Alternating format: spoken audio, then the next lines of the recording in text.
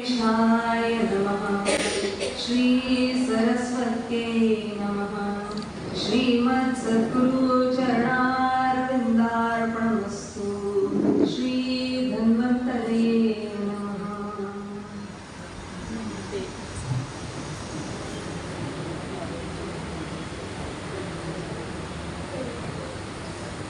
उपस्थित असलेल्या सगळ्या समर्थ भक्तांना मनापासून नमस्कार करते। आणि इथे आल्यापासून एक गोष्ट जी प्रामुख्याने जाणवलेली आहे ते म्हणजे आपण इथे जे उपस्थित आहात हे सगळे जण सगळ्या अर्थाने ज्येष्ठ श्रेष्ठ आहात। म्हणजे वयाने पण अभ्यासाने पण सगळ्याच अर्थाने। त्यामुळे सगळ्यांना मनापासून नमस्कार करते, कृतज्ञतापूर्वक नमस्कार करते। आणि मी पण एक अभ्यासार्थीच आहे, त्याच्यामुळे अलकाताईंना ऐकल्यानंतर 1 तास त्या बोलल्या, त्यांना पाणी लागलं नाही। आणि माझी काय अवस्था झाली तुमच्या लक्षात आलं असेल, मी आल्या एक तर पंखे बंद करायला सांगितले, हातपाय थंड झाले त्यांचं ऐकून सुद्धा। आणि मला आल्याला पहिला मला पाण्याचा घोट घ्यावा लागला। त्याच्यामुळे आपण समजून घ्या की माझी अवस्था आता काय आहे। आणि समर्थांच्याच शब्दांमध्ये मी थोड्या भावना व्यक्त करते की श्रोते तुम्ही जगदीश मूर्ती, तेथे माझी विपत्ती किती, बुद्धिहीन अल्पमती सलगी करीत असे। त्यांचेच शब्द घेऊन पुढे परत एकदा अगदी प्रामाणिकपणे सांगते की विपत्ती नाही, कला नाही, चातुर्य नाही, प्रबंध नाही, भक्ती ज्ञान वैराग्य नाही, गौल्यता नाही वचनाची, ऐसा माझा वाग्विलास म्हणून बोलते सावकाश, असं त्यांनी म्हणून ठेवले। तेच शब्द घेते। कदाचित मी मध्ये मध्ये सावकाश बोलेन, मध्ये कधी माझा स्पीड वाढेल, थोडी ततपप होऊ शकते। तर आपण सगळेजण समर्थ होत आहात, मला सांभाळून घ्याल अशी आशा व्यक्त करते। जय जय रघुवीर समर्थ।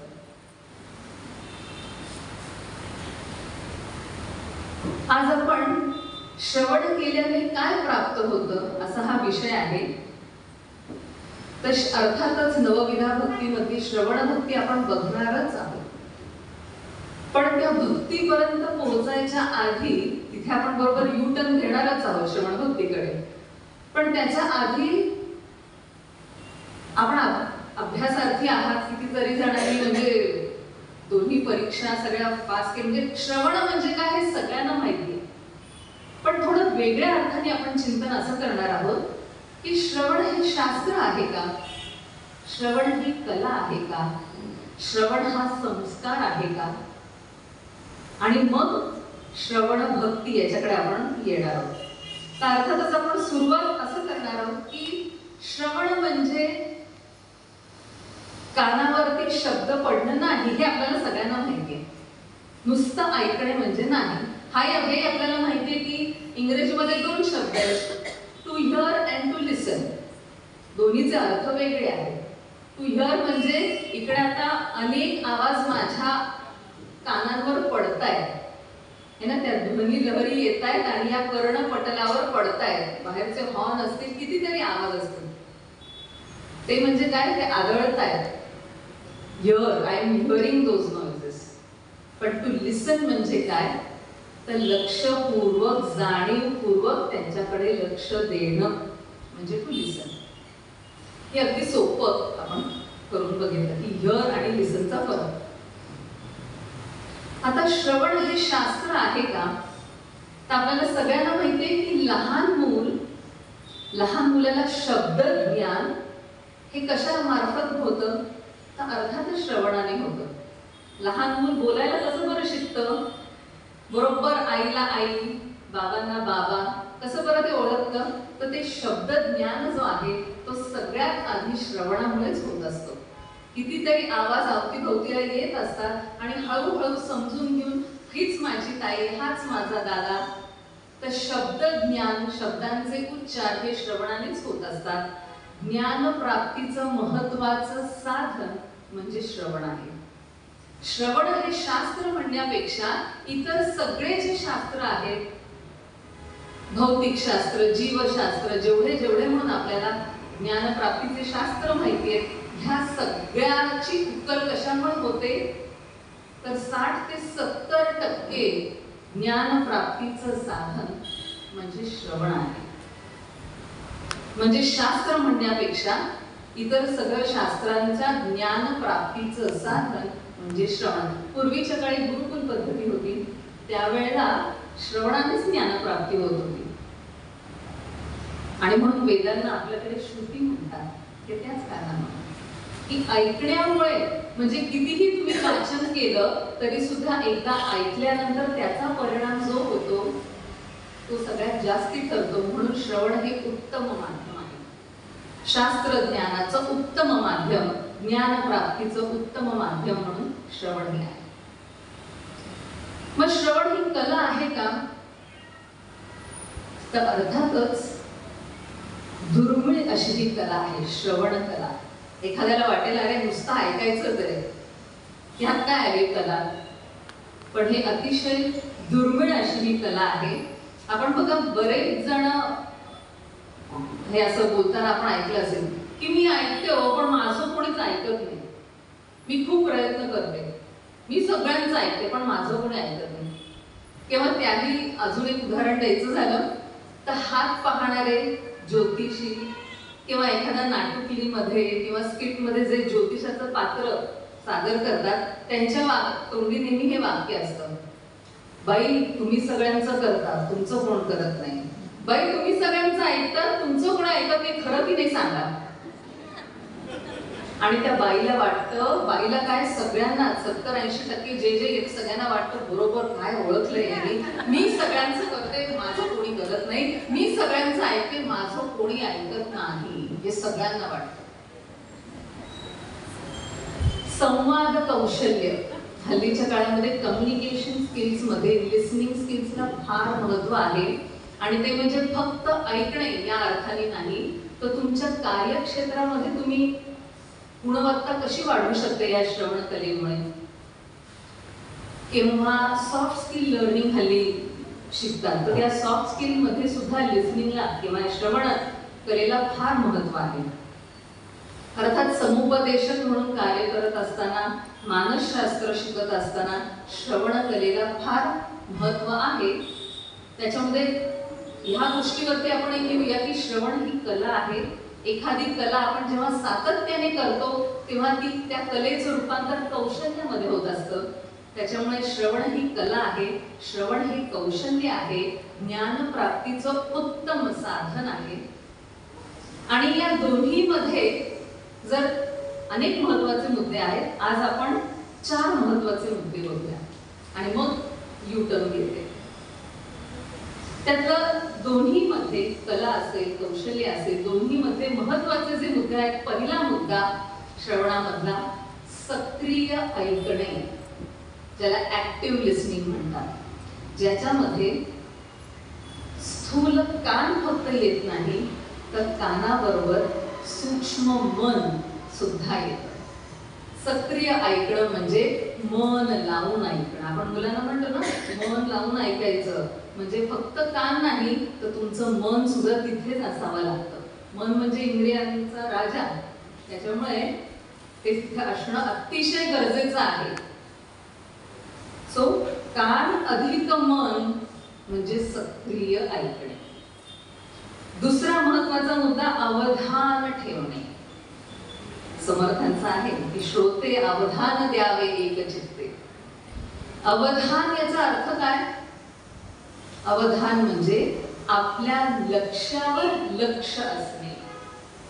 लक्ष म्हणजे एम, माझा गोल काय आहे, माझं एम काय आहे, त्याच्याकडे माझं लक्ष असलं पाहिजे, म्हणजे अवधान असणं. खूप वेळा समुपदेशनामध्ये जेव्हा पालक आणि मुलं येतात तेव्हा अनेक वेळा पालकांचं असं म्हणणं असतं की आम्ही खूप लक्ष देतो मुलांकडे, किती समजून सांगते मी, काही ऐकत नाही. समजून सांगणे म्हणजे सुद्धा एक प्रकारचं अवधानच आहे. अवधानासहित म्हणून तो शब्द येतो सावधान, स अवधान. समजून सांगतो याचा अर्थ अवधान ठेवण्यामध्ये आणि समजण्यामध्ये काय आहे साम्य ते सांगते की समजावणे म्हणजे सम होऊन तिथे जाणे. मुलांना आम्ही समजावून सांगतो म्हणजे आपण त्यांच्या सम होऊन जातो का?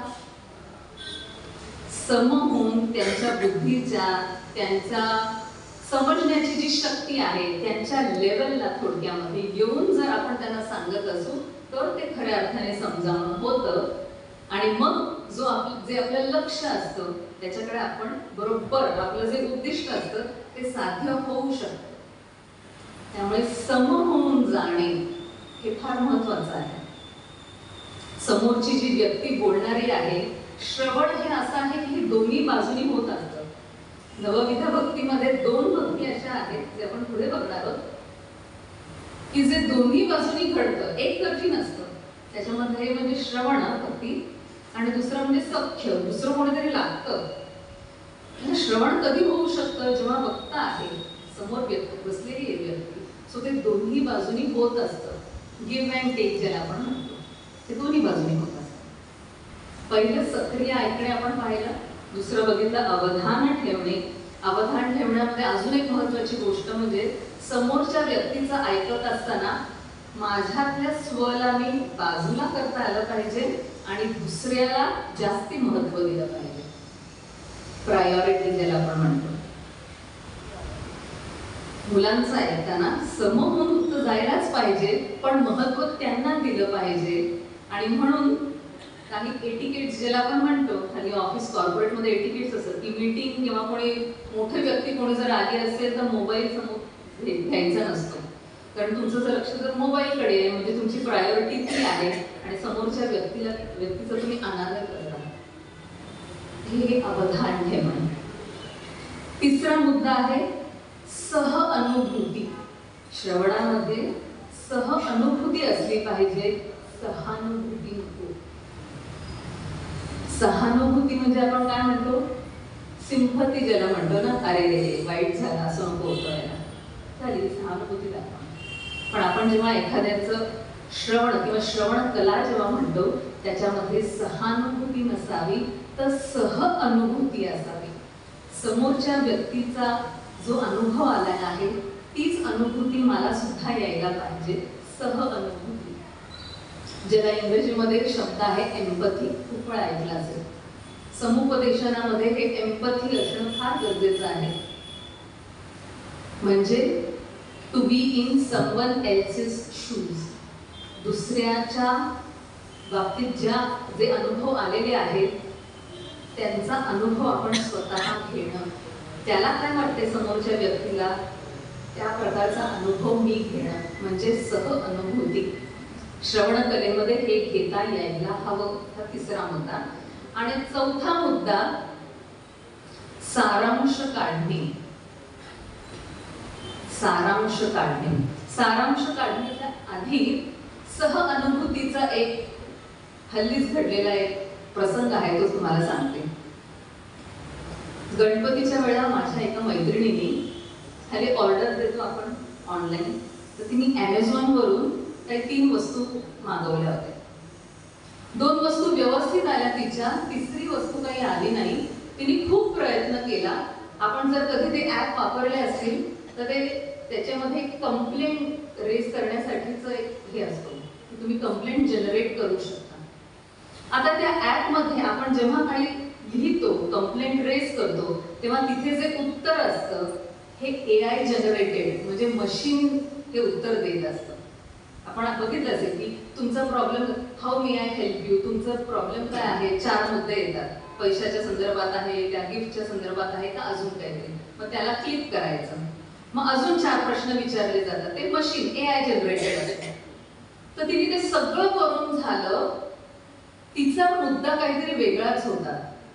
ते जे प्रश्न येत होते त्या प्रश्नांच्या संदर्भात तिचा प्रश्नच नव्हता, तिला वेगळं काहीतरी सांगायचं होतं आणि ते मशीन AI जनरेटेड, त्याला काहीतरी सांगता येत नव्हतं.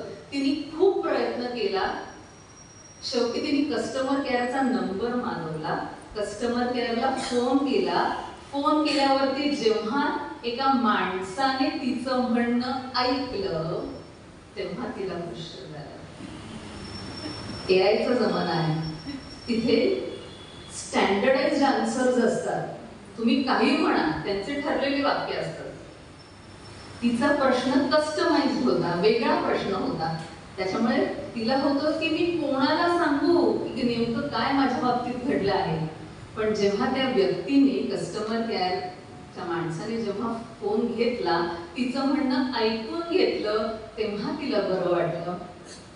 आता तिचा प्रश्न सुटला का?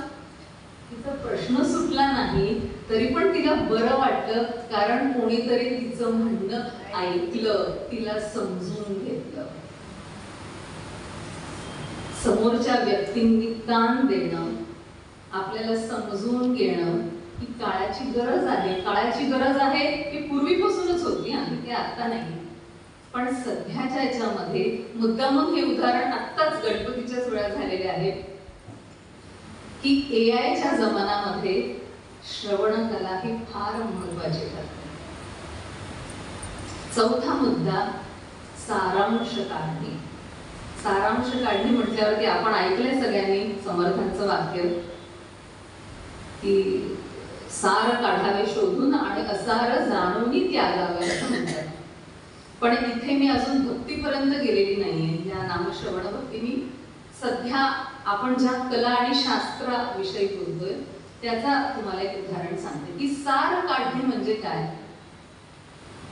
समुपदेशनामध्ये सुद्धा सारांश काढला जातो.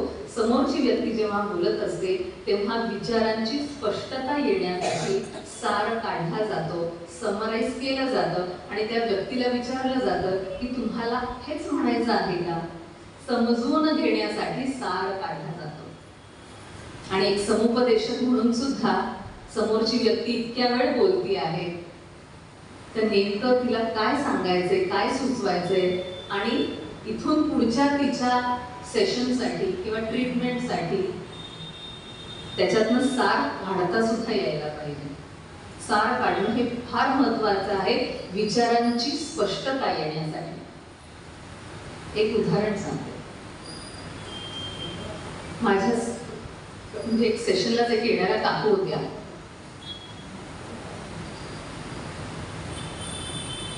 डोकेदुखी हा त्यांचा प्रॉब्लेम होता. सगळे टेस्ट केले होते, काही निघालं नव्हतं, आणि म्हणून त्यांच्या डॉक्टरने सांगितलं होतं की तुम्ही समुपदेशनासाठी जा. काकू यायच्या, बोलायच्या, त्यांचं काय कसं दुखतंय काय वगैरे सगळं आमचं समुपदेशनामध्ये जसं असतं सेशन तसं झालं. आणि मी काही त्यांना आहारामध्ये बदल सांगितले की पित्तामुळे होऊ शकतं म्हणून आहारामध्ये बदल सांगितले. काही व्यायामाचे सुद्धा प्राणायाम, भ्रामरी वगैरे असे प्रकार सांगितले आणि म्हटलं आपण बघूया पुढच्या वेळेला. काकू आल्या काही दिवसानंतर आणि त्या ज्या आल्या त्या इतक्या फ्रेश आणि आल्यावरती छान, आता हळूहळू कशी ओळख होते त्याच्यामुळे छान गप्पा मारायला सुरुवात झाली आणि मला खूप छान वाटलं. आणि मला वाटलं की आता त्या सांगतील की तुम्ही सांगितलेलं काय जो बदल आहारामध्ये बदल केला त्याच्यामुळे मला बरं वाटतंय किंवा जे काही असेल ते सांगतील. पण काकू काही केल्या त्या मुद्द्यावरतीच यायला, कारण त्या खूपच खुश होत्या हे असं तसं. शेवटी माझा रोल आला. मी मध्ये त्यांना म्हटलं काकू आज तुम्ही एकदम फ्रेश दिसताय, डोकेदुखी गायब का. त्यावर त्या म्हणाल्या अगे डोकेदुखी गायब म्हणजे काय, आमची डोकेदुखी 7-8 दिवस ऑफिसच्या टूरला गेली. आता बाकीचं जे काकूंनी सांगितलं हे महत्वाचं होतंच, पण माझ्या दृष्टीने ही ओळ सार होतं. कारण नेमकं डोकेदुखीचं कारण किंवा त्याच्या पुढे काय त्यांना केलं पाहिजे समुपदेशनाच्या दृष्टीने ते समजण्यासाठी माझ्यासाठी तो सार भाग होता. बाकीच्या इथल्या तिथल्या गोष्टी मी ऐकून घेतल्या, पण त्याचा त्यागच करावा लागला, कारण हे मला महत्वाचं मिळालं आणि त्याच्यामुळे आमचं पुढचं सेशन छान झालं. विचारांची स्पष्टता फार महत्वाची आहे. सारांश काढता आला. आता श्रवण म्हणजे तुमच्या आपण बघितले याच्यातून आपल्या लक्षात आलं की श्रवण म्हणजे नुसतं ऐकणं नसून त्यामध्ये सूक्ष्म मन सुद्धा आहे.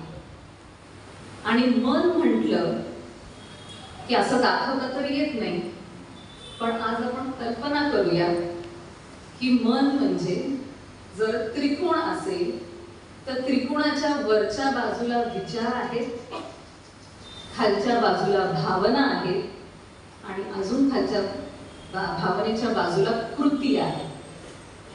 मन म्हणजे विचार, भावना आणि कृती. बघा, ह्या विचार, भावना आणि कृती ह्यांची सतत ओढाताण होत असते. बरोबर आहे? विचार कधी कधी एक सांगतात, भावना असतात, पण आपल्याला करायचं असतं दुसरंच. इच्छा होते गोड खाण्याची, विचार येतात, पण आपल्याला पुढे माहिती आहे की त्रास होणार आहे म्हणून कृती होत नाही. कधी कधी कृती होते, मग भावनामध्ये थोडंसं दुःख होतं, मग परत दुसरे विचार. सतत ओढाताण होत असते. विचार तरी वर खेचले जातात, भावना खेचल्या जातात, कृती सतत ओढाताण सुरू असते. ज्यांचे विचार, भावना आणि कृती हे बॅलन्स्ड असतात त्यांना आपण म्हणू शकतो की त्यांच्याकडे काय आहे, मानसिक स्वास्थ्य आहे. विचार, भावना आणि कृती समतोल कोणाचं असतं? तर विचार, भावना आणि कृती आपल्या सगळ्या संतांचं असतं, सत्पुरुषांचं असतं. बोले तैसा चाले त्याची वंदावी पावले. जे बोलतात म्हणजे विचार आहे, त्याच्या मागे भावना आहे आणि तसंच वागतात. बोले तैसा चाले त्याची वंदावी पावले. संत मंडळींचे हा त्रिकोण जो आहे हा समभुज त्रिकोण असतो. आपला त्रिकोण राहतच नाही, कारण सतत ओढाताण असते. त्यांचा समभुज त्रिकोण असतो. आणि आता आपण आपल्या मुद्द्याकडे येणार आहोत की सगळ्यांचीच प्रकृती सारखी नसते, सगळ्यांचीच प्रवृत्ती सारखी नसते, सगळ्यांची परिस्थिती सुद्धा सारखी नसते. विचारांच्या बाजूने जे आत्मविकासाचा प्रयत्न करतात, त्रिकोण डोळ्यासमोर आणा. विचारांच्या बाजूने जे आत्मविकासाचा प्रयत्न करतात ते ज्ञान मार्गाला जातात. भावनेच्या मार्गाने जे आत्मविकास करून घेतात ते भक्ती मार्गाला जातात. आणि कृतीच्या बाजूने जे आत्मविकास करतात ते कर्म मार्गाला जातात. वरचं काय आपण बघितलं? ज्ञान मार्ग, भक्ती मार्ग आणि कर्म मार्ग. शरीराच्या माध्यमातून जे करतात ते योग मार्गाने जातात. प्रकृती, प्रवृत्ती, परिस्थितीनुसार माणूस मार्ग निवडत असतो. पण समर्थानेच सांगितलेलं आहे, सगळ्या संतांनी सांगून ठेवलेलं आहे, यामध्ये एक मार्ग श्रेष्ठ किंवा एक कनिष्ठ असं काहीही नाही. रुचीना वैचित्र्यात रुजुकुटील नाना पथजुषाण. वेगवेगळे जलह प्रवाह जरी असले तरी शेवटी ते सागरालाच जाऊन मिळतात. त्याचप्रमाणे हे प्रभू, वेगवेगळ्या मार्गाने जरी आम्ही गेलो तरी सुद्धा आम्ही तुझ्यापर्यंतच येऊन पोहोचणार आहोत. त्याच्यामध्ये भगवत प्राप्तीच आहे, त्याच्यापर्यंतच आपण जाऊन पोहोचणार आहोत. त्यामुळे श्रवण माध्यम म्हणून आपण पाहिलं, कला म्हणून पाहिलं आणि भक्तीमध्ये तर अर्थातच आहे. तिन्ही मध्ये मन हे आपण पाहिलं. विचार, भावना, कृती हे आपण पाहिलं. आता प्रश्न असा आहे, मग श्रवण करताना ते शास्त्र, कला, कौशल्य, भक्ती हे कसं बरं ठरवायचं? कला म्हणून मी करतेय, श्रवण करतेय, का भक्ती म्हणून करतेय, का कौशल्य म्हणून करतेय, हे कसं बरं ठरवायचं? तर यामध्ये श्रवणकर्त्याची भूमिका फार महत्वाची आहे. श्रवण कोणत्या प्रकारचं आपण श्रवण करतोय हे श्रवणकर्त्याची भूमिका ठरवत असतं. श्रवणकर्त्याची भूमिका म्हणजे का बरं श्रवण चालू आहे, श्रवणकर्त्याचा हेतू काय, प्रयोजन काय, कारण प्रयोजनाशिवाय काही होऊ शकत नाही. प्रयोजन असणं फार महत्वाचं आहे. आणि म्हणून स्वार्थासाठी परार्थासाठी जेव्हा श्रवण केलं जातं तेव्हा ते अर्थात कला शास्त्र दृश्य घडामोडींसाठी केलं जातं, तेव्हा ते शास्त्र आहे, कला आहे, कौशल्य आहे. पण या स्वार्थ परार्थाकडून जेव्हा परमार्थाकडे आपण जातो तेव्हा निश्चितच ती श्रवण भक्ती आहे.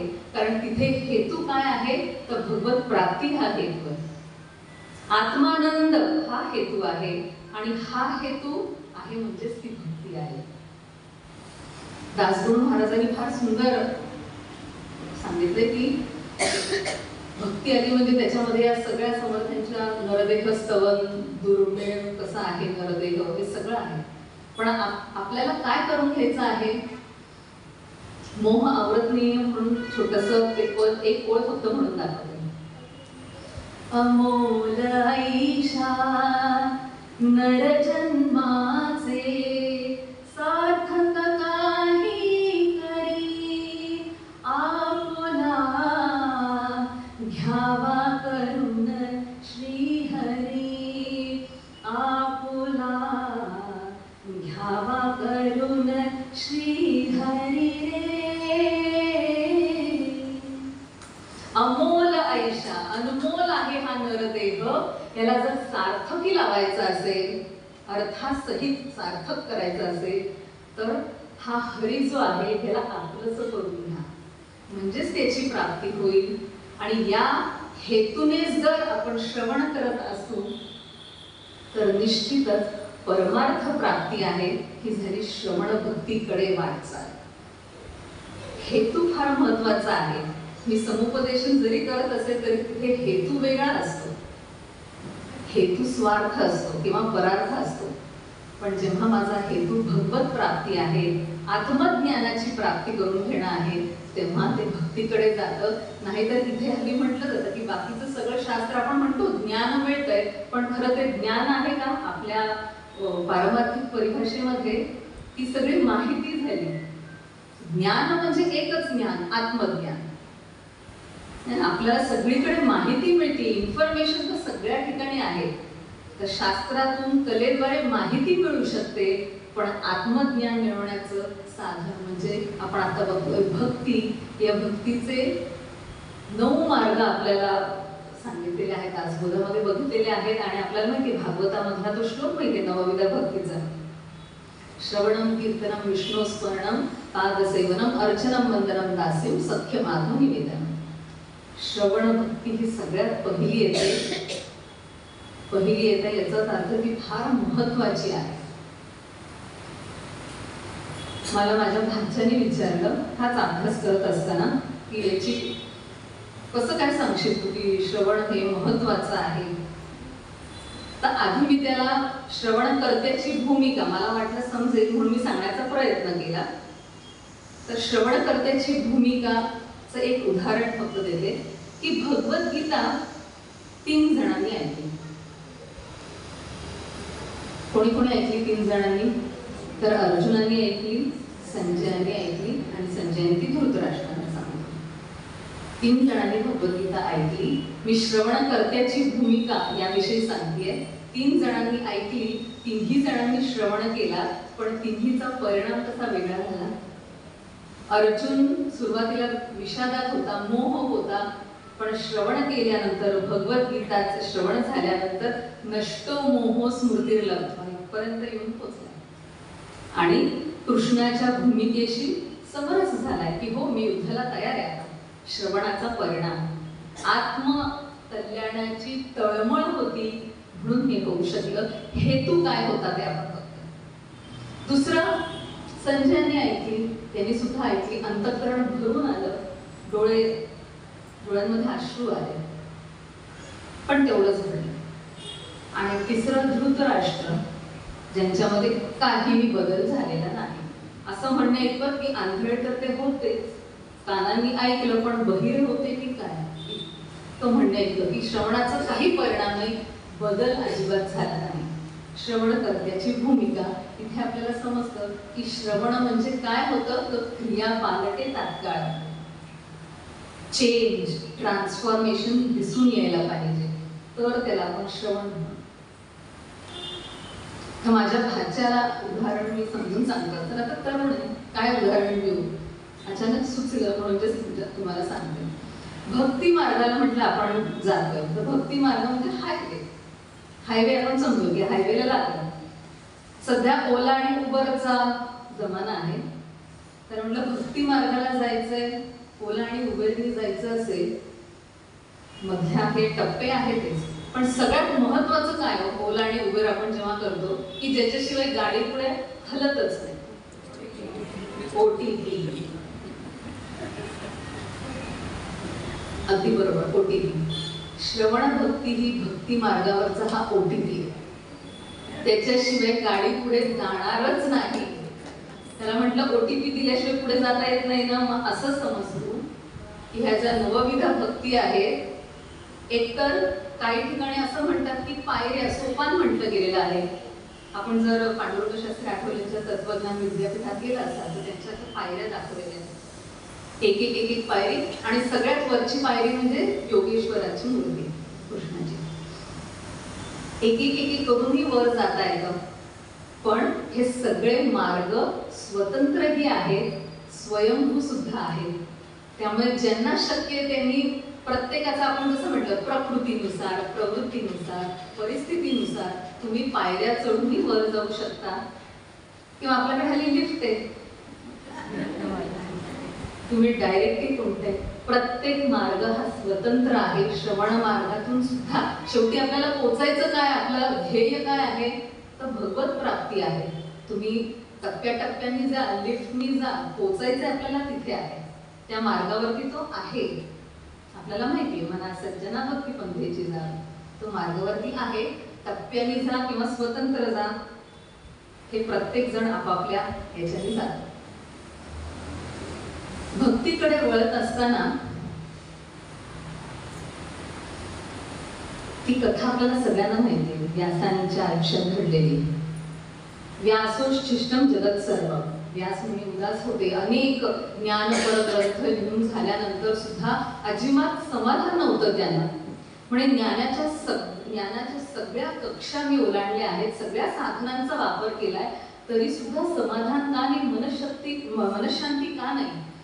त्यावेळेला नारद मुनींनी त्यांना सांगितलंय की ज्याप्रमाणे म्हणजे सांख्य शास्त्रानुसार सृष्टी उत्पत्तीसाठी प्रकृती आणि पुरुष आहे, वेदांतामध्ये शिव आणि शक्ती सांगितलेलं आहे, त्याच पद्धतीमध्ये जीवासाठी मनशांती हवी असेल तर ज्ञानाबरोबर भक्तीची जोड हवीच हवी. मनशांती इज इक्वल टू ज्ञान प्लस भक्ती. नुसतं ज्ञान असून चालत नाही, नुसती भक्ती असून सुद्धा चालत नाही. नुसतं ज्ञान आलं की अहंकार येतो, आणि नुसती भक्तीचं हे झालं तर भेद निर्माण होऊ शकतो. त्याच्यामुळे ज्ञानाबरोबर भक्ती ही हवीच. बंगालचे मधुसूदन सरस्वती नावाचे थोर विद्वान तत्वज्ञ होऊन गेले, ज्यांनी ज्ञानावरती उत्तम असा ग्रंथ लिहिलाय, अद्वैत सिद्धी नावाचा. आणि त्यांनीच भक्तीपर सुद्धा ग्रंथ लिहिला आहे, त्याचं नाव आहे भक्ती रसायन. ज्ञानावरती पण त्यांनीच लिहिलंय, भक्तीवरती पण त्यांनीच लिहिलंय. आणि म्हणून श्रवण भक्तीकडे जायच्या आधी भक्ती म्हणजे काय, कारण त्यांनी मधुसूदन सरस्वती यांनी सांगितलेली भक्तीची व्याख्या भक्ती रसायनामधली ही आजच्या आपल्या विषयाला एकदम परफेक्ट बसते. मधुसूदन सरस्वती यांनी भक्तीची व्याख्या, आता याच्या आधी आपण भक्तीच्या अनेक व्याख्या ऐकलेल्या आहेत. नारद भक्ती सूत्रामधल्या 7 वर्षी परमप्रेम रूपा अमृत स्वरूपाच्या, किंवा जगद्गुरु शंकराचार्यांची मोक्ष कारण सामग्र्याम भक्तिरिव गरीयसी स्वस्वरूपानुसंधानम भक्तिरित्य विधीयते. किंवा नाथ महाराजांनी सांगितलंय की अहर्निशी माझी कथा, अहर्निशी माझी ध्याता, अहर्निशी माझी वार्ता, भक्तीत जाणे तत्वता. असे अनेक भक्तीच्या आपण व्याख्या बघितलेल्या आहेत. पण मधुसूदन सरस्वती यांची व्याख्या अशी आहे, द्रुतस्य भगवत धर्मात धारावाहिकतांगता सर्वेशे मनसो वृत्तीर भक्तिरित्यभिधीयते. सुंदर अशी व्याख्या आहे. ते म्हणतात की भगवंताकडे अखंड प्रवाहित झालेली चित्तवृत्ती म्हणजे भक्ती. आता अखंड प्रवाहित, भगवंताकडे अखंड प्रवाहित चित्तवृत्ती, अखंड प्रवाहित चित्तवृत्ती कधी बरं होईल? प्रवाह म्हटलेला आहे शब्द बघा, अखंड आणि प्रवाह. कोणतीही गोष्टी प्रवाहित कधी होते? त्याचं लिक्विड फॉर्म होतं तेव्हा, द्रवीभूत झाल्यावर.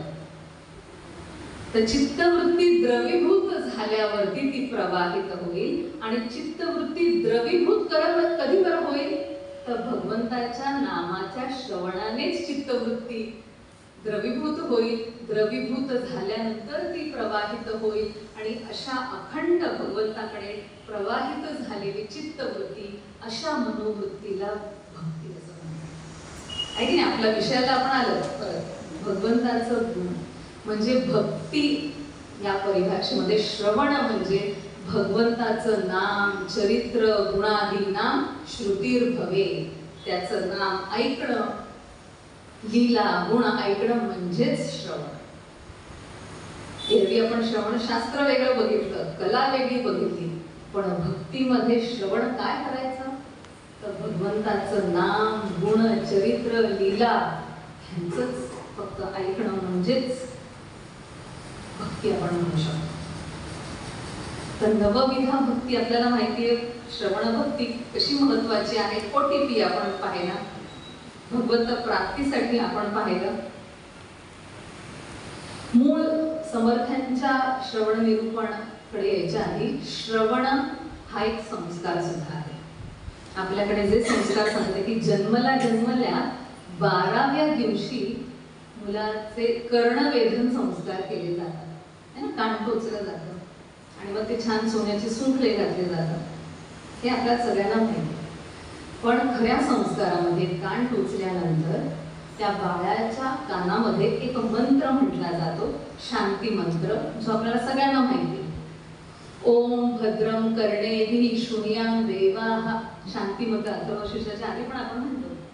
तर हा मंत्र म्हणायचा असतो आणि मग ते कान टोचून ते सुंखले घालतात. संस्कार हल्ली बाजूलाच राहिलाय, हल्ली डिझाईन शोधण्यातच वेळ जातो. ओके, याचा अर्थ काय की हे प्रभू, हे भगवंता, माझ्या कानावर सतत चांगले किंवा माझं कान फक्त चांगल्याच गोष्टींचं श्रवण करो,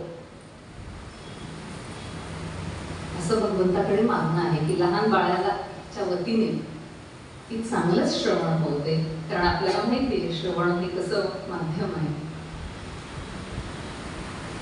आता प्रश्न असा येतो, आम्ही चांगलंच ऐकतो, पण आम्ही काही वाईट ऐकतच नाही, आम्ही चांगलंच काय ऐकतो? बघूया आपण चांगलंच ऐकतो. कल्पना करा किंवा आपल्या दैनंदिन आयुष्यात या घटना घडतात की वासुदेव येतो. आता वासुदेव जरी येत नसला, आमच्या भांडूपमध्ये येतो, 9-10 वाजेपर्यंत येतो, पण ठीक आहे येतो. किंवा काही जण असेही असतात की जे अभंग म्हणतात. रस्त्यावरून कोणीतरी अभंग म्हणत चाललंय, मोठमोठ्याने अभंग म्हणत चाललंय, भगवंताचं नाम घेत चाललेलं आहे. आपलं लक्ष जातं, आपण ऐकतो, बस. त्याच्यामध्ये कृती वगैरे काही नाही, आपण ऐकतो, आपल्या कानावर ते स्वर पडतात. त्याच ठिकाणी थोड्या वेळानंतर 2 मुलं तावातावाने भांडण करताना दिसतात. अपशब्द चालू आहेत, मोठमोठ्याने चालू आहेत. मला सांगा, 5व्या मिनिटाला 7-8 लोक तिकडे उपस्थित असतील का? खरं सांगा, आपण बघतो ते अवतीभोवतीच्या दरवाजे, खिडक्या ज्या बंद होत्या त्या उघडतात. आता भगवंताचं नाम घेत असताना उघडल्या होत्या ना खिडक्या. अर्थात हे सगळं तुमच्या बाबतीत नाहीच आहे, हे मी जनरल बोलते. आपण तर सगळे आपल्यासारखे आहात, आपण चांगले श्रवण करणारेच आहात, पण हे मी जनरल सांगते. भांडण सुरू झालं असेल, भांडण करणारे ओळखीचे आहेत का? नाही. भांडणाचा विषय माहिती आहे का? नाही.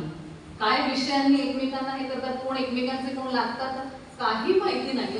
तरी पण 15-20 मिनिटं अशी लोक असतात जे त्याचा आनंद घेतात, त्यांना आवडतं. आणि काही जण सांगतात पण, काय मजा आली, तिकडे चौकात जाऊन बघ. आणि हेच कारण आहे की सिरियल चालतात, रियालिटी शो चालतात. रियालिटी शो मध्ये आता नावं घेत नाही पण तुमच्या लक्षात येईल की जिथे असेच शब्द बोलले जातात, टीआरपी खूप वाढतो, खूप पैसे दिले जातात. हे का होतं? कारण आवडतं म्हणूनच होतं. आणि म्हणूनच तो संस्कार याच्यासाठीच केला जातो की माझ्या कानांवरती चांगले शब्द पडून चांगलं श्रवण होऊ दे. आपल्याकडे सुभाषित फार सुंदर आहे की हस्तस्य भूषणम दानम सत्यम कंठस्य भूषणम श्रोत्रस्य भूषणम शास्त्रम भूषणही किम प्रयोजन. हाताचं आपल्याला माहिती आहे की दान करणं हे हाताचं आभूषण आहे. तसं कानांचं काय आहे तर चांगलं ऐकणं, शास्त्र वचन ऐकणं म्हणजे हे कानांचं आभूषण आहे. नाथ महाराज म्हणतात जडित कुंडल मंडित कान ते श्रवणासी मोहे भूषण. छान कुंडल छान घातलेले आहेत ते आभूषण आहे का? खाली नवीन नवीन याचे पूर्ण कान येतात सोन्याचे. तरुण मुली म्हणतील आम्हाला आमच्यासाठी ते भूषण नाही, पण त्यांना काय हवं असतं? इयरफोन हवे असतात, त्यांना मायक्रोफोन हवे असतात, त्यांच्यासाठी ते भूषण. पण ते आहे का भूषण? काय भूषण आहे ते? नवय भूषण श्रवणासी श्रवण भूषण. चांगलं ऐकणं हेच त्याचं भूषण मानलं जातं. आणि श्रवण म्हणजे आपण बघितलं श्रवणम नाम चरित गुणाधीनाम श्रुतीर्भवे. आणि आता आपण वळतोय समर्थांच्या श्रवण भक्तीकडे की 3ऱ्या दशकामध्येच समर्थांनी संपूर्ण 3रा दशक बघितला तर त्यांनी दुःखाबद्दलच सांगितलंय. दुःखाचा कोश म्हणू शकतो आपण 3रा दशक. संसार कसा आहे, संसाराचे असारत्व है ना, की गर्भारपणामध्ये काय होतं, त्रिविध ताप कोणते कोणते आहेत त्याचं वर्णन केलेलं आहे. म्हणजे संसार हा किती दुःखमय आहे याचं पुरेपूर वर्णन त्यांनी केलेलं आहे.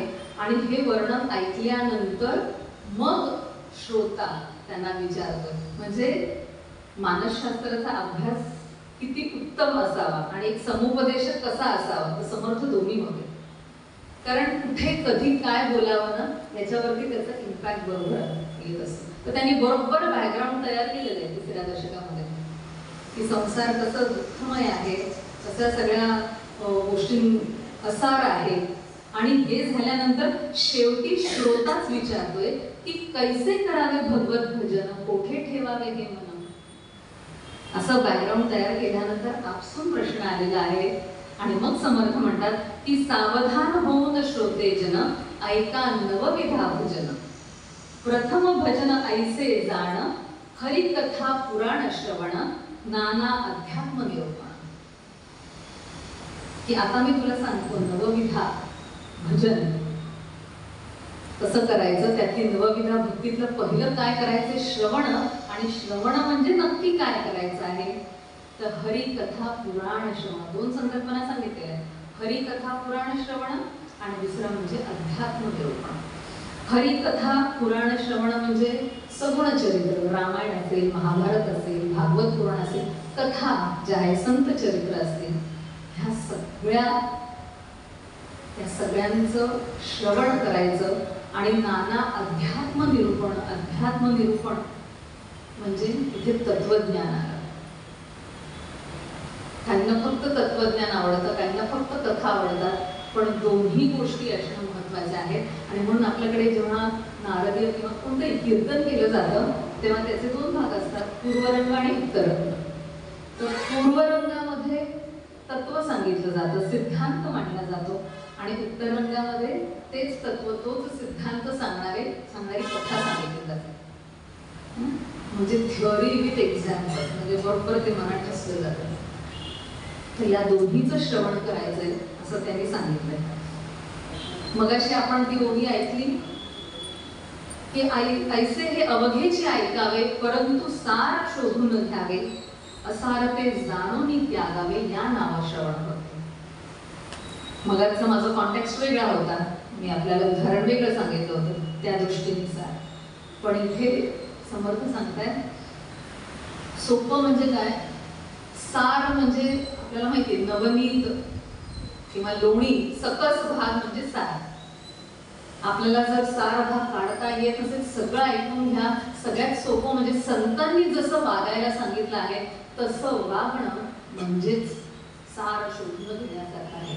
गोंदवलेकर महाराजांनी स्पष्ट सांगितलंय की संतांनी सांगितलं तसं वागणं ह्यालाच श्रवण म्हणतात.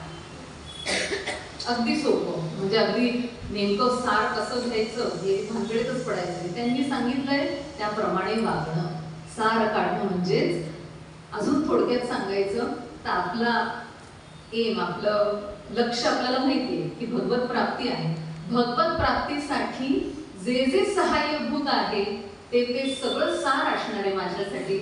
ते सगळं माझ्या हिताचं असणार आहे. आणि संत हे कायम आपल्या हिताचंच सांगतात. आणि जे आपल्या उद्देशापर्यंत नेत नाहीये अशा कथा कादंबऱ्या ज्यांनी अहंकार वाढतो, आसक्ती वाढते, ते चालेल का श्रवणामध्ये घेतलं? माझ्या उद्देशापासून ते मला लांब नेत आहे, त्याच्यामुळे माझ्यासाठी ते हिताचं नाही, ते असार आहे. भक्तीच्या याच्यातून सांगते. मग श्रवणात काय करावे हे आपण पाहिलं की भगवंताचेच नाम, गुण, चरित्र सांगणाऱ्या हरिकथा, पुराण श्रवण, अध्यात्म निरूपण करावं, सार शोधून घ्यायचंय, जे आपल्या हिताचे तेच श्रवण करायचंय. पण श्रवण कसं बरं करायचंय? तर भोजन करणे, वेळ आहे अजून आपल्याला, पुढे आहे. भोजन करणे आणि भोजन पचणे दोन्ही वेगवेगळ्या क्रिया आहेत. भोजन करणे म्हणजे अन्न ग्रहण करण्याचा विधी, आणि भोजन पचणे म्हणजे पचन होणं त्याचं. त्याच्यामध्ये कितीतरी प्रोसेस घडतात है ना. पचन म्हणजे रक्तामध्ये रूपांतर झाल्यानंतर आपण म्हणतो की पचलं. त्याच्यामध्ये कितीतरी प्रोसेस आहे. अगदी त्याच पद्धतीमध्ये श्रवण म्हणजे नुसतं ऐकणं नाही, हे आपल्याला माहितीच आहे. श्रवण करणे आणि श्रवण पचणे यामध्ये सुद्धा बरेच प्रोसेस आहेत. म्हणजे समर्थांनी ती प्रोसेस तर आपण बघूयाच, पण त्या प्रोसेसच्या शेवटी आपण जसं बघितलं की भोजन पचल्यानंतर आपल्याला कळतं की पोट हलकं वाटतं, शुद्ध ढेकर येतं. हे सगळे त्याचे चिन्ह आहेत की भोजन पचलं, तृप्ती येते. तसं श्रवण चांगलं केल्यानंतर श्रवणे आतुडे भक्ती, श्रवणे उद्भवे विरक्ती, श्रवणे तुटे आसक्ती विषयांची, श्रवणे घडे चित्त शुद्धी, श्रवण होय दृढबुद्धी, श्रवण तुटे उपाधी अभिमानाची. अशा बऱ्याच 7व्या दशकामध्ये त्यांनी सांगितलेलं आहे की श्रवण जर उत्तम प्रकारे केलं, श्रवण जर बरोबर पचलं तर काय प्रश्न यायला पाहिजे की श्रवण केल्यानंतर तुमची भक्ती वाढली का, आसक्ती दूर झाली का, देह बुद्धी नष्ट झाली का, चित्त शुद्ध झालं का. आणि हे सगळं झाल्यानंतर ती क्रिया, ते ट्रान्सफॉर्मेशन दिसलं का. म्हणजे सोपं उदाहरण, 2 मुलं आहेत घरी, भावंड, दारावरची बेल वाजली, दोघांनीही ऐकलं, पण त्यातला एक होता त्यांनी पटकन जाऊन दार उघडलं. तर दारावरची बेल दोघांनी ऐकली, पण व्यवहारातलं उदाहरण देते मी, पण खऱ्या अर्थाने श्रवण कोणी केलं? तो जो मुलगा उठला, कारण त्याच्या लक्षात आलं, त्यांनी ते फक्त बेल ऐकली नाही तर त्याच्या लक्षात आलं की कोणतरी महत्वाचं बाहेर असेल, काहीतरी निरोप द्यायचा असेल. त्यांनी त्याच्या मागचे त्याचे विचार केले आणि कृती पण दिसली. तो उठला आणि त्याने बेल म्हणजे श्रवण केलं की नाही, तर त्याचं कसं समजायचं की त्यांनी दरवाजा उघडला.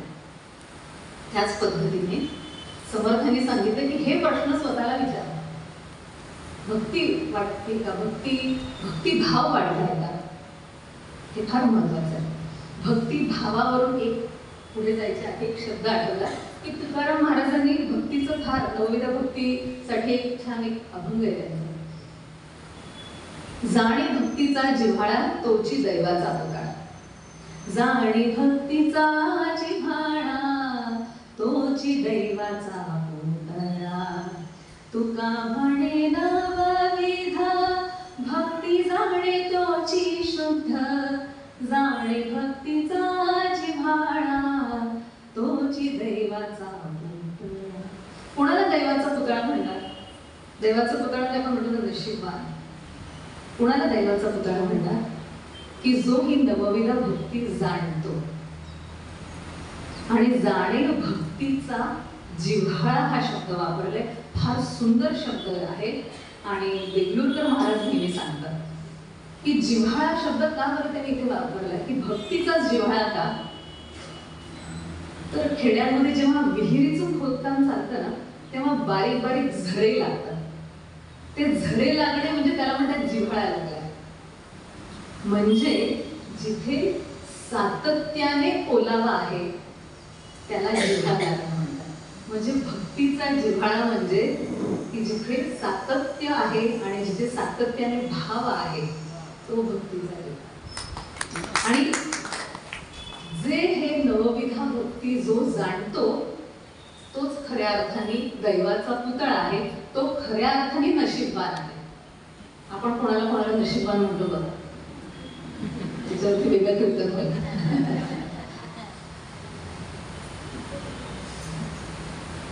श्रवणाचं हे सांगेन की श्रवण करणं वेगळं, श्रवण पचणं दोन्ही वेगवेगळ्या गोष्टी आहेत. तर त्याचं जर टप्प्याटप्प्याने बघायचं झालं तर थोडंसं चिंतन आहे की पहिली प्रोसेस येते की श्रवण करणं, ऐकणं म्हणजे फक्त कानाने स्थूल कानाने ऐकलं. त्याच्यासाठी आपल्याला आपण बघितलं की समर्थ म्हणतात सावधानता हवी, चित्त एकाग्र हवं तरच शक्य आहे ते. तुम्ही नीट मन लावून ऐकणं. श्रवण करणे म्हणजे सावधानतेने ऐकणं. दुसरा टप्पा आहे तो श्रवण कळणं. करणं वेगळं, दुसरं आहे कळणं. कळण्यासाठी शुद्ध बुद्धी हवी. पूर्वग्रह दूषित काही नको, समोर कोण बसलंय काय असेल, कळणं शुद्ध बुद्धी असली पाहिजे, ज्याला आपण म्हणून क्लॅरिटी असली पाहिजे. तिसरं आहे तर श्रवण पठणं. श्रवण करणं, श्रवण कळणं, श्रवण पठणं. हे कधी पटू शकतं? जेव्हा आपली श्रद्धा असते त्या वक्त्याची असेल किंवा वक्ता ज्याच्याबद्दल सांगतोय, समर्थांबद्दल आपण म्हणतोय, त्या संतांविषयी त्याच्यावर श्रद्धा असली पाहिजे.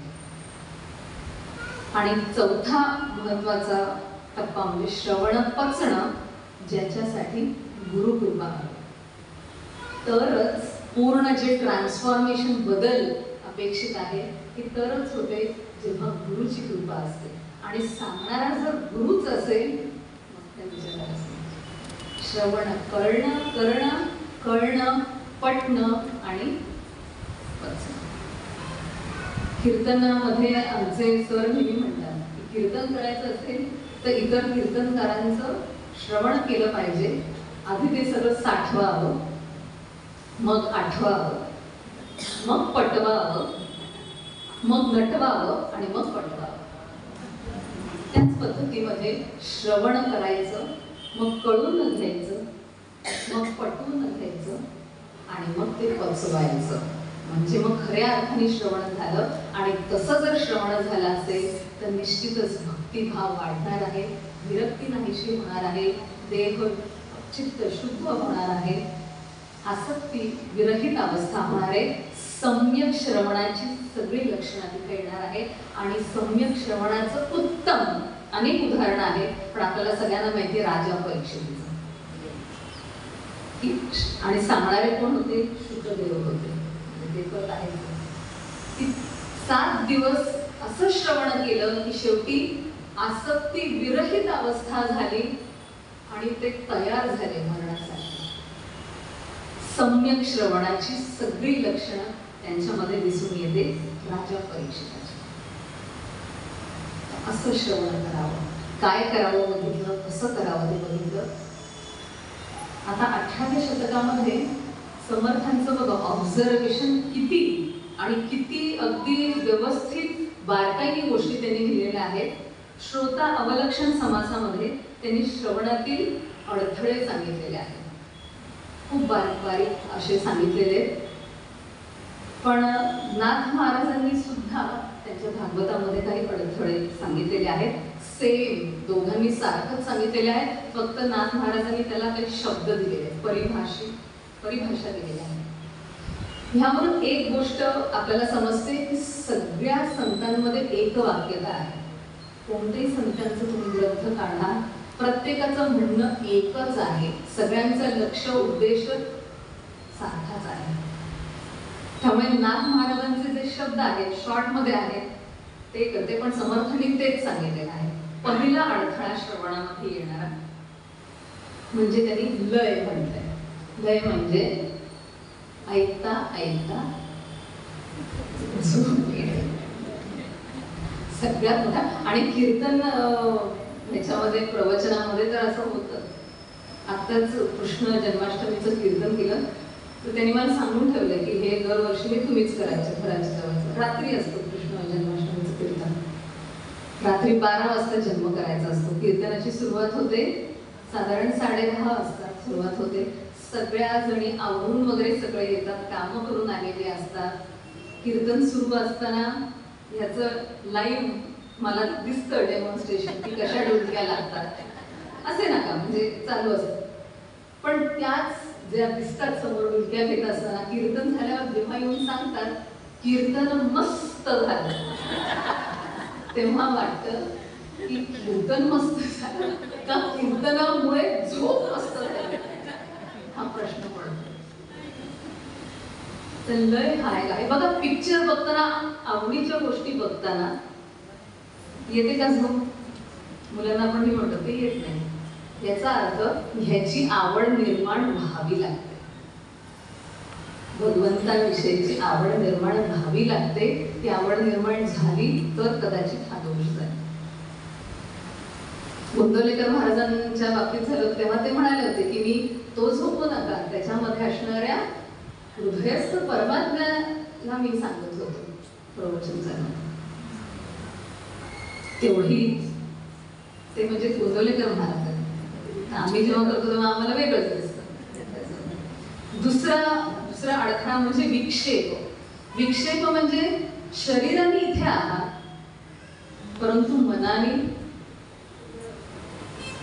उद्या उपास आहे, मग गेल्यावरती साबुदाणा भिजवायला पाहिजे ना, किंवा आता या वेळेला माझा मुलगा जर मुलगी अमेरिकेत असेल तर काय सुरू असेल. आणि फिजिकली प्रेझेंट पण मेंटली आपण नसतो. किंवा समर्थांनी त्यांच्यात अगदी छोटे छोटे उदाहरण दिलेले आहेत की येणारे आवाज, त्यांनी ते आयोजन वगैरे सगळं सांगितलेलं आहे. आजचं आपलं आयोजन उत्तम आहे, म्हणजे असणारच, ते समर्थांची ती कृपाच आहे सगळ्या अर्थासाठी आणि काही प्रश्नच नाही. पण आयोजनामधल्या ज्या त्रुटी आहेत त्या विक्षेपामध्ये येतात. किंवा आधीच त्यांनी सांगितलं सगळ्यात मोठा येणारा अडथळा म्हणजे आवाज येणं, कुणाचं तरी बरोबर महत्वाचं काही चालू असताना फोन येणं, हा विक्षेपामध्ये त्यांनी घेतलेला आहे. म्हणून फक्त मी नमूद करते. त्यांनी सांगितलं नाहीये पण वेगवेगळे आवाज स्वतः आपल्याला माहितीये की सध्याच्या काळामध्ये सगळ्यात मोठा अडथळा म्हणजे हाच आहे. तिसरं सांगितलं कषाय. कषायाचा अर्थ बुवा किंवा समोर वक्ता काहीतरी सांगतोय किंवा प्रवचनकार कीर्तनकार काहीतरी सांगताय आणि श्रोत्यांनी त्याचा वेगळाच अर्थ लावणे, वेगळं इंटरप्रिटेशन करणे. एक प्रसंग आहे, मी ऐकलाय कोणाकडनं.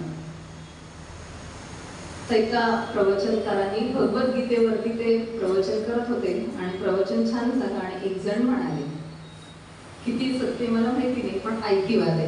ते म्हणाले काय सुंदर प्रवचन केलं आणि आज पहिल्यांदा 4था अध्याय घेतला आणि पहिल्यांदा म्हणे मला कळलं गीतेच्या 4थ्या अध्यायामध्ये अर्जुनाची जन्मतारीख आहे. मला माहितीच नव्हतं म्हणे, तुमच्या प्रवचनामुळे मला कळलं. प्रवचनला हल्लं तुम्हाला मी कधी सांगितली जन्मतारीख आहे? ते म्हणालात ना तुम्ही बहुनीने व्यतीतानी जन्मानी तव 4 जून.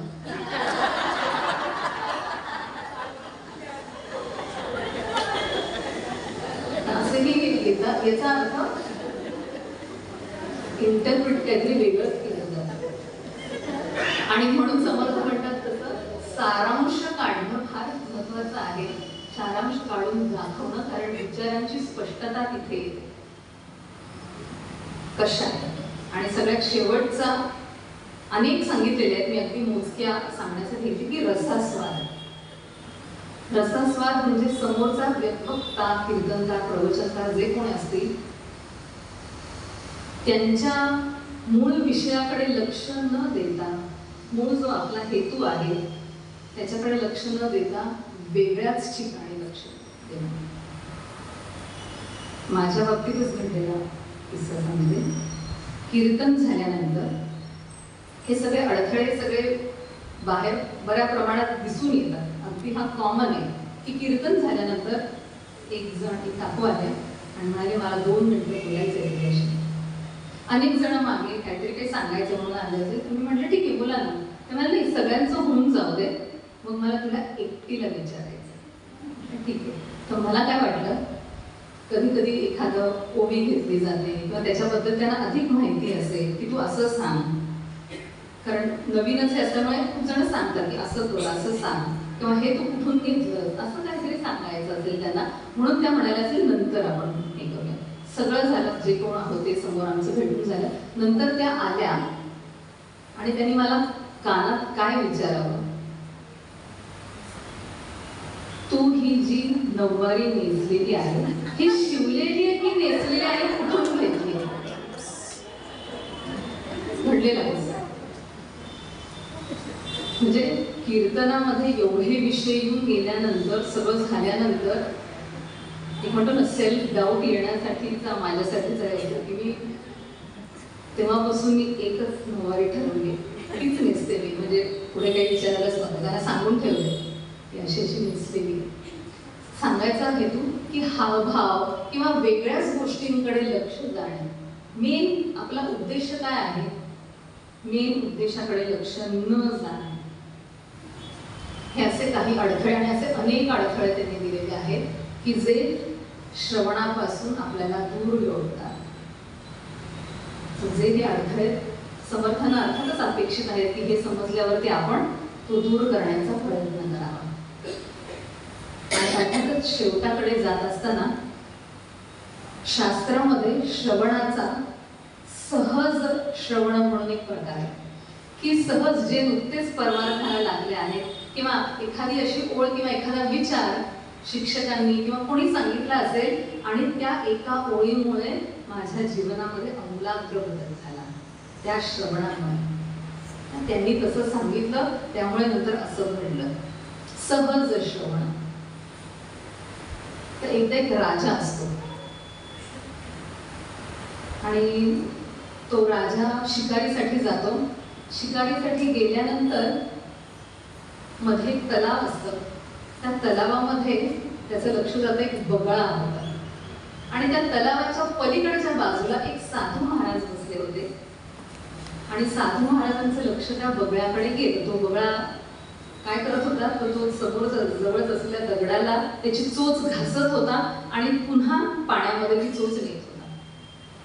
तर ते साधू महाराज सत्पुरुष ते सगळं बघितल्यावरती त्यांच्या तोंडून बाहेर पडलं, घिस घिस घिसावे, घिस घिस घिसावे, ऊपर लगावे पानी, तेरे मन में क्या है सो हम पहचाने.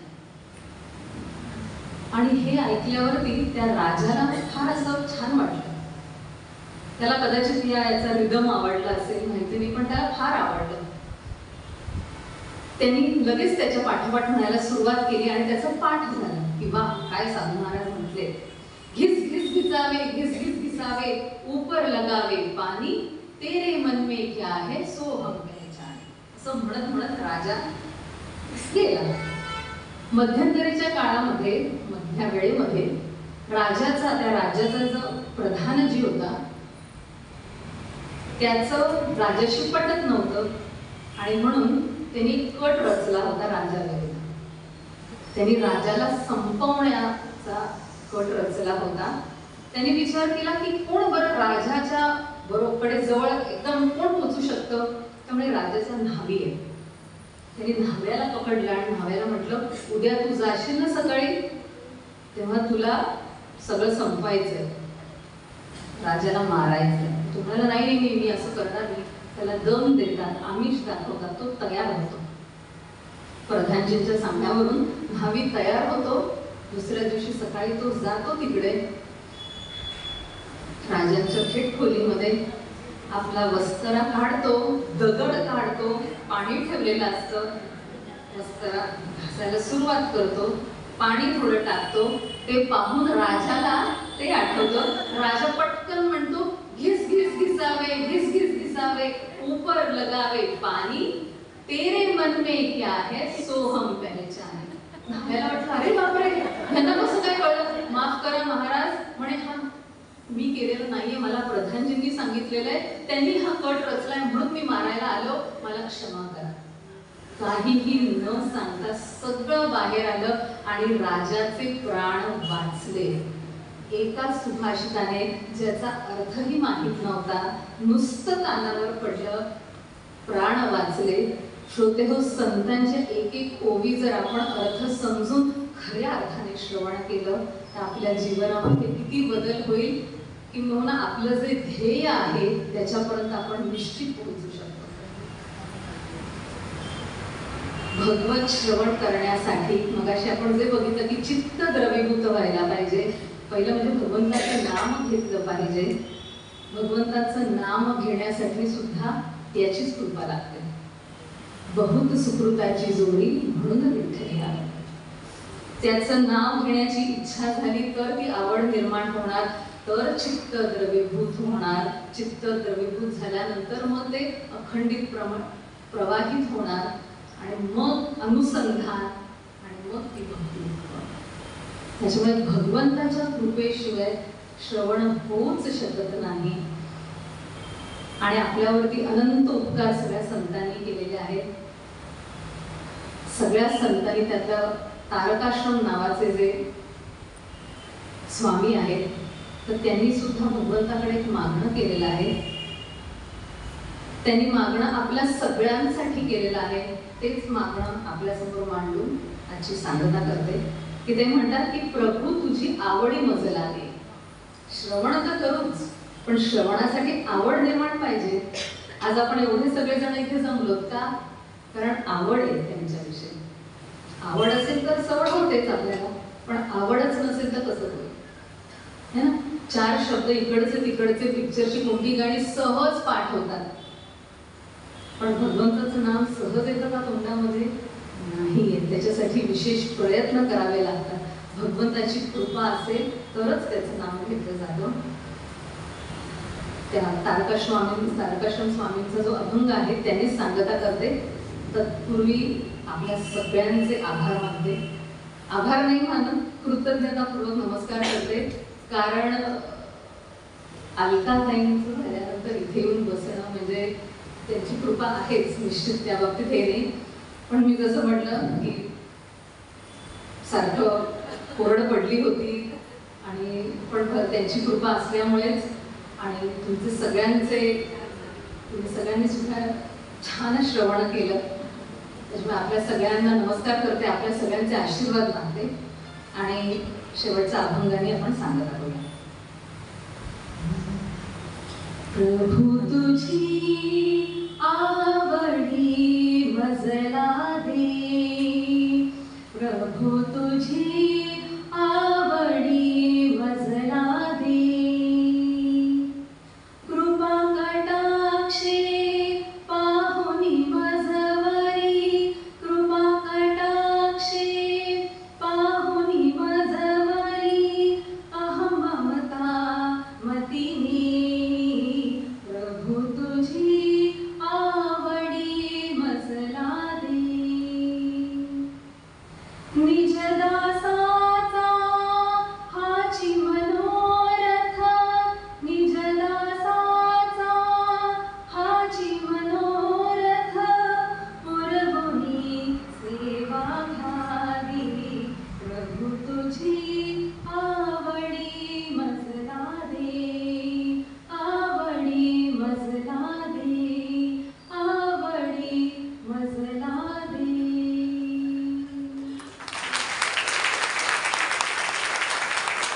सगळ्यांनी मिळून 2 मिनिटं फक्त आपण भजन म्हणूया, नाम घेऊया आणि मग सांगत आहोत. रामदास गुरु माझे आई, माझा ठाव जावा पायी,